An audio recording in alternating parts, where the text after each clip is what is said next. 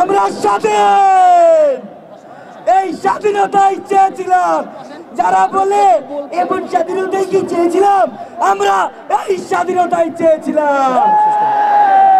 সংগ্রামী ভাই ও বন্ধুরা, এই বিপ্লবে, এই গণঅভ্যুত্থানে প্রত্যেকটি প্রতিষ্ঠানের যে কন্ট্রিবিউশন, আমরা ইনশাআল্লাহ ঐক্যবদ্ধভাবে পাবলিক, প্রাইভেট, মাদ্রাসা, ন্যাশনাল, হিন্দু, মুসলিম, বৌদ্ধ, খ্রিস্টান সকলে একভাবে বাংলাদেশ গড়ে তুলব ইনশাআল্লাহ। আমরা এই আকাঙ্ক্ষাকে কোনোভাবে বৃথা যেতে দেব না। আমরা জাস্ট একটা কথাই মনে রাখবো, যদি কোনো জাতি, কোনো গোষ্ঠী এই বিপ্লবের পরের আকাঙ্ক্ষাকে দুমড়ে মুচড়ে দিতে চায়, তাদেরকে দুমড়ে মুচড়ে দিব ইনশাআল্লাহ। ইনকিলাব জিন্দাবাদ। সংগ্রামী ভাই ও বোনেরা, আজ থেকে 5 মাস আগে বাংলাদেশের হাজারো শহীদ ও আহত যোদ্ধা ভাই ও বোনদের আত্মত্যাগের বিনিময়ে আমরা আমাদের দেশকে স্বৈরাচার ফ্যাসিবাদ মুক্ত করেছি। আগস্টের 3 তারিখে আমরা ঘোষণা দিয়েছিলাম, আমরা ফ্যাসিবাদের বিরোধ চাই, নতুন রাজনৈতিক বন্দোবস্ত চাই।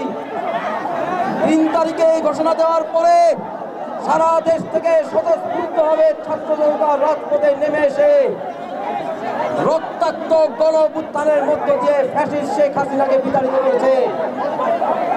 প্রান্তীয় ভাই ও বোনেরা, আমাদের গণঅভ্যুত্থানে অংশগ্রহণকারী সকল পক্ষকে নিয়ে গণঅভ্যুত্থানে জন আকাঙ্ক্ষা, ছাত্র জনতার রক্তে লেখা আকাঙ্ক্ষা একটি ঘোষণাপত্রে প্রকাশিত হতে যাচ্ছে।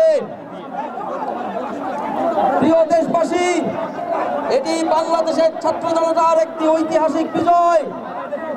বাংলাদেশে 1971 সালের মুক্তিযুদ্ধের পর থেকে দুর্ভাগ্যজনকভাবে আমরা কখনো আমাদের আকাঙ্ক্ষা আইনের ভাষায় লিখতে পারি নাই, আমাদের জনগণের রাষ্ট্র তৈরি করতে পারি নাই। ভাই ও বোনেরা, আমাদেরকে চেতনার গল্প শোনানো হয়েছে। স্বাধীনতার মানে বোঝানো হয়েছে চেতনা, স্বাধীনতার মানে বোঝানো হয়েছে একটি সুনির্দিষ্ট পরিবারের ক্ষমতা, একটি সুনির্দিষ্ট দলের কাছে ক্ষমতা কুক্ষিগত রাখা।